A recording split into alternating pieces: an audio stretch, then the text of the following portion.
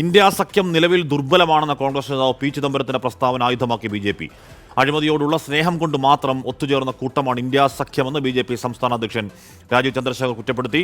കോൺഗ്രസിന് ഭാവിയില്ലെന്ന് രാഹുൽ ഗാന്ധിയുടെ അനുയായികൾക്ക് പോലും അറിയാമെന്നായിരുന്നു ബി.ജെ.പി. നേതാവ് പ്രദീപ് ഭണ്ഡാരിയുടെ പ്രതികരണം. ഇന്ത്യ സഖ്യം നിലവിൽ ദുർബലമാണെന്നും ബി.ജെ.പിയെ പോലെ സംഘടിതമായ ഒരു രാഷ്ട്രീയ പാർട്ടിയും ഉണ്ടായിട്ടില്ല എന്നുമായിരുന്നു പി ചിദംബരത്തിന്റെ പ്രസ്താവന. ആ പ്രതികരണങ്ങളിലേക്ക്. If the India alliance is totally intact, I'm very, very happy. But it is, it shows it's at the seams, it's frayed. If you want to take on the formidable BJP machinery, in my experience and my reading of history, there has been no political party which is so formidably organized as the BJP.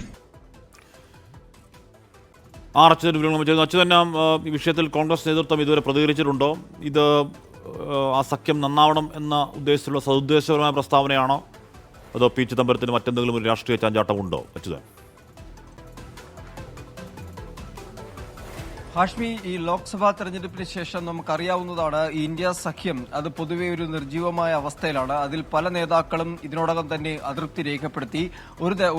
Lok Sabha തെരഞ്ഞെടുപ്പിന് ശേഷം ഒരു തരത്തിലുള്ള യോഗവും India മുന്നണി ചേർന്നിട്ടില്ല. അപ്പോൾ അത്തരമൊരു അതൃപ്തി നേതാക്കൾക്കിടയിൽ, പല പാർട്ടിയുടെ പ്രതിപക്ഷ പാർട്ടികളുടെ നേതാക്കൾക്കിടയിൽ നിൽക്കുന്ന സാഹചര്യത്തിലാണ് കോൺഗ്രസ് പാർട്ടിയുടെ നേതാവ് പി ചിദംബരം ഇപ്പോൾ അത്തരമൊരു പ്രസ്താവന നടത്തിയിരിക്കുന്നത്. അതായത് ഇന്ത്യ സഖ്യം അത് ദുർബലമാണ് എന്നാണ് പി ചിദംബരം പറഞ്ഞിരിക്കുന്നത്. എന്നാൽ സഖ്യം വളരെ ശക്തമായാണ് മുന്നോട്ട് പോകുന്നതെങ്കിൽ അതിൽ തനിക്ക് സന്തോഷമുണ്ട്. പക്ഷേ നിലവിൽ അത് ദുർബലമാണ്. ഇനിയും സമയമുണ്ട് വീണ്ടും പഴയതുപോലെ ഒത്തുചേരാനും ഈ ഐക്യത്തോടു കൂടി മുന്നോട്ട് പോകാനും. പക്ഷേ ഇനിയും സമയമുണ്ട് എന്ന് പറയുമ്പോഴും അദ്ദേഹം ഓർമ്മിപ്പിക്കുന്ന ഒരു കാര്യം, ബി.ജെ.പി. സംഘടനാപരമായി ശക്തി ഉള്ള ഒരു പാർട്ടിയാണ്. അത് തന്റെ ചരിത്ര വായനയിലൂടെ താൻ മനസ്സിലാക്കിയെടുത്തതാണ് എന്നാണ് പി ചിദംബരം പറഞ്ഞിരിക്കുന്നത്. അതായത് ബി.ജെ.പിയെ പോലെ ശക്തമായി സംഘടിതമായ ഒരു രാഷ്ട്രീയ പാർട്ടിയും ഉണ്ടായിട്ടില്ല.